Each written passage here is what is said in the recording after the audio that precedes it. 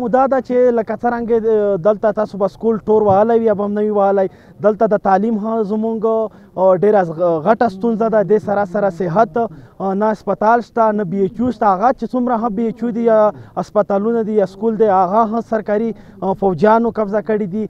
دلته د نیټ هم مسله ده. موبایل نیټورک خو لرې خبره ده. دلته پی ټي سی ایل هم نشته.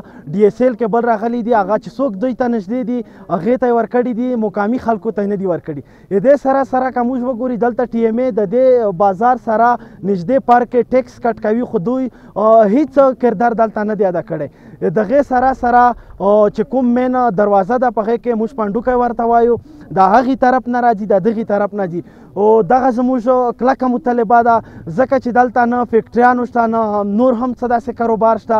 دلته که یو روزګار دی هغه زموږ د ګیټ پنډوکي دي هغه دوی بند کړي دي. موږ دا ورته وایو چې دلته په دغه ګیټ باندې هغو خلکو ته سامانونه راځي ډک ډک ټرکونه راځي چې چا د دې ملک د فوج یا د نور ادارې خلاف اواز پورته کولو زموږ کورونه یې ډنګول هغې خلکو ته سیګرټ هغه نور هر قسمه هغه سامان راځي چې دلته موږ ته هغه نه میلاویږي. نو موږ دغه هم مطالبه ده.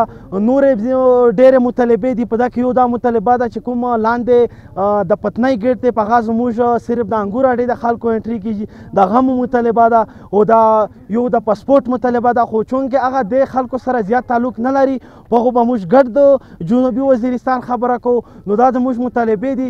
موږ دا فیصله کړې ده که دی ګولۍ راوړي که دی په موږ فایرونه کټ کوي که دی مو مړوي موږ چې د روزګار د نشتۍ مړو نو په چار ده چې موږ فوج مړه کړو. موږ تر اخره پوره مزاحمت جاري دی چې څو پوره زموږ پوښتنې منلې شوې نه وي. ډېره مننه.